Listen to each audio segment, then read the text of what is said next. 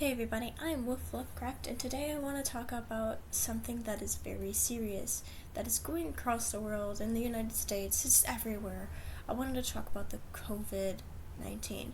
Now, I did some research, and I've been watching this thing since, late December, early January, and I gathered up some things and did my research. Now, usually when I do research on a subject, I go into the history and the background of what I'm researching to get a better basis of what I'm speaking about. But for this video, however, I will discuss how the virus gets around and the ways you can prevent it, because that seems more important than history at the moment. So the first thing we're going to look at is how this virus spreads to human. The main thing this virus wants to do is get into your body. Like dirty little virus it is. It can do this several ways. The virus inherently needs a host to perform its max infection rate.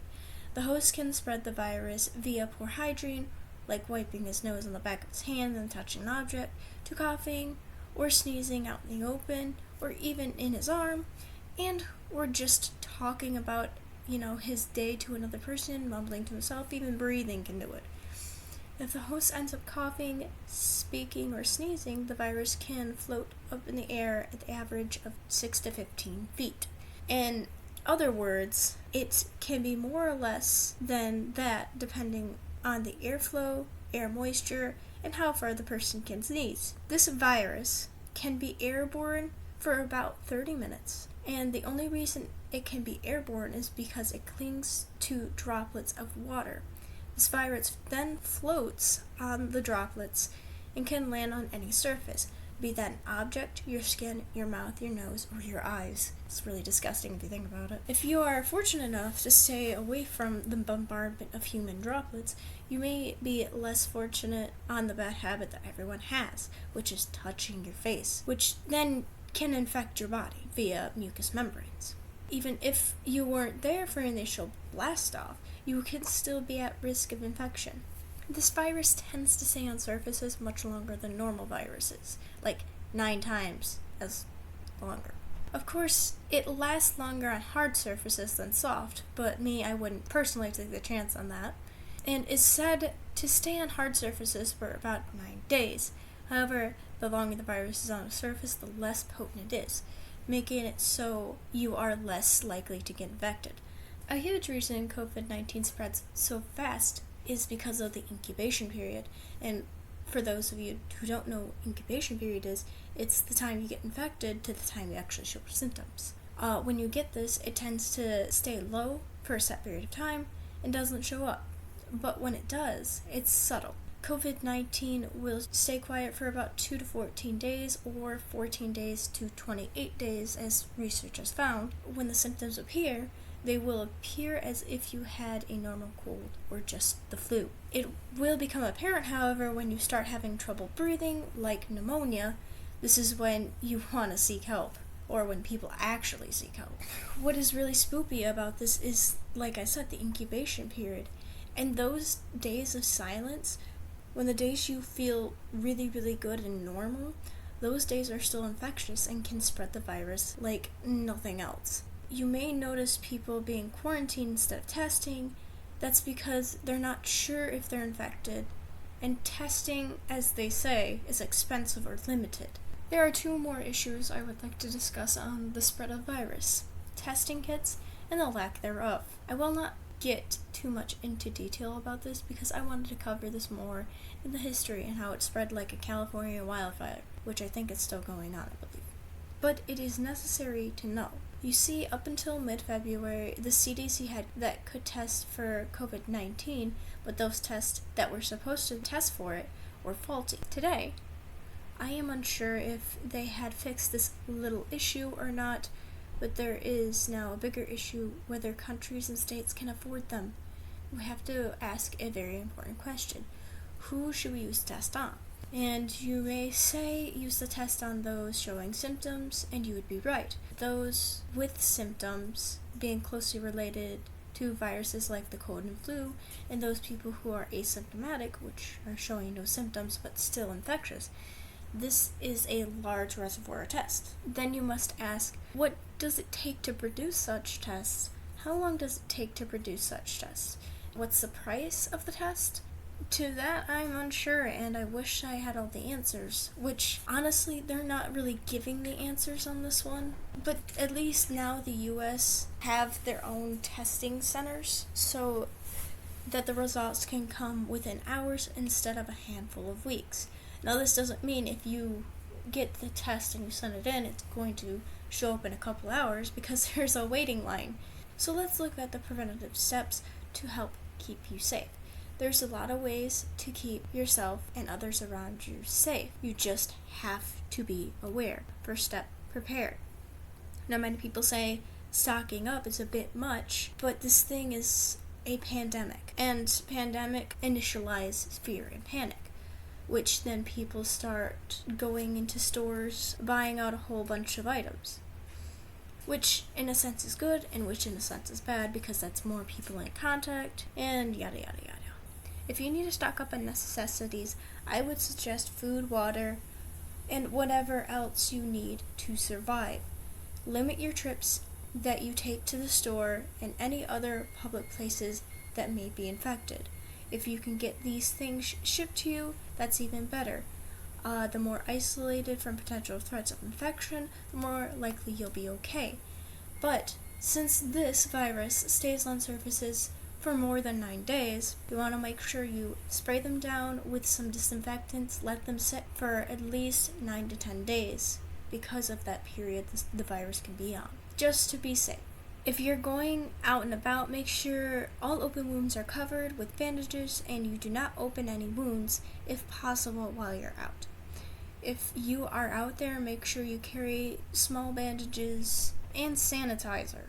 Sanitizer is not a lifesaver, but it can prevent spreading of the virus, at least a little bit. If you are thinking on hand sanitizer, which everyone is, if you look at the stores, it's kind of empty. The CDC recommends you get a 60% alcohol-based ones because it does not evaporate as quickly as the higher percentage ones do, so it works on killing off the viruses a little bit better. I would recommend that every time you touch a surface, to always disinfect your hands because of the habit of touching your face.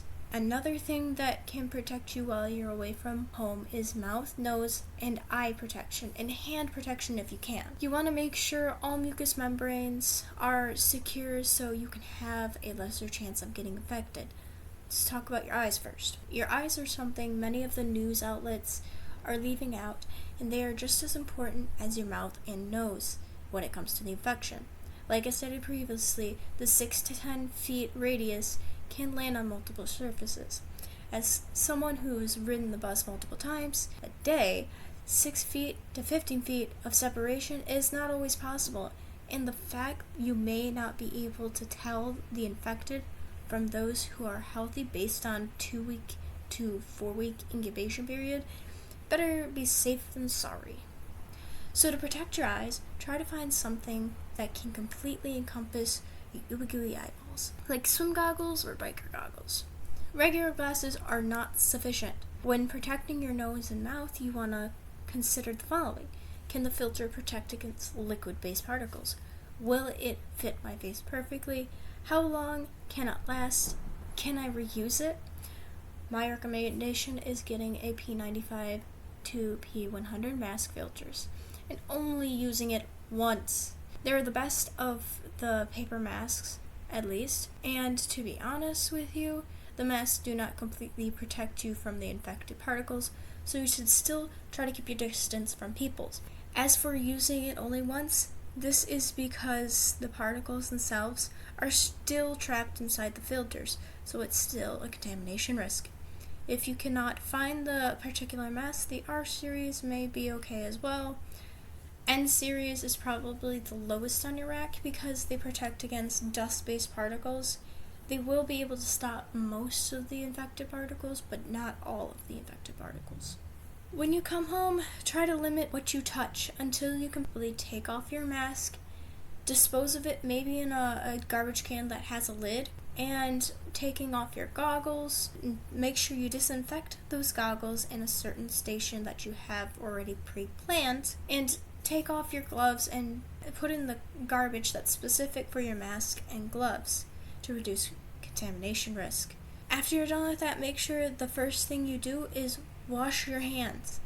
And I'm not just talking about a quick rinse. Use clean running water. Use warm water if available. Wet your hands before applying soap. Rub the soapy hands together for at least 20 seconds. Wash all surfaces as well, including your wrist, palm, back of your hand, in between your fingers. Remove the dirt from and clean under your nails. Rinse your hands thoroughly to remove all soap, and then dry your hands with an air dryer or clean paper towel. Turn off the faucet with that paper towel and have another trash can for that paper towel to throw in, so reducing even more contamination risk. Make sure not only to keep yourself clean, but also your home as well. Disinfect your surfaces that you had touched when you got home, like countertops, chairs, tables, keys, doorknobs, with some of the approved cleaning products by the EPA, which I will provide a link below, so you will have a COVID-free home. There's another issue that I forgot to actually mention above, which is your clothes and your skin. When you go out and about, and that 30 minutes of lingering particles that are everywhere can still cling onto your clothes and cling onto your skin. I would suggest that you put your clothes aside, maybe have a wash day for them, and then take a shower afterwards, because you've done all the washing, you've washed all your home, and now you might rub your hand or your arm against like the door, and you can infect your home without even knowing it. So I suggest just be aware that you are pretty much an infected vector for your home. Try to limit that. And the most important thing that you should remember is to keep yourself healthy so that your immune system stays in the best condition for the best chances of survival. Stress, lack of exercise, poor diet, and other factors can compromise your health. Do your part to keep yourself alive. Isolation is the best way to prevent you from getting this virus. If you have to go out and about, always be aware and be careful, and make sure you sanitize yourself and your home every time you come in. You are the only one who can make sure you're safe. Whether it be your own personal health, your sanitizing methods, and research. By all means, keep a mental note of researching this every day wherever you are. Just keep track of what's happening, what's going on, and where it is, so you can keep yourself and others safe. I'm Wolf Lovecraft, and I hope everyone a healthy life. If there's anything I missed, please leave a comment below. And I thank you all for watching, so keep healthy.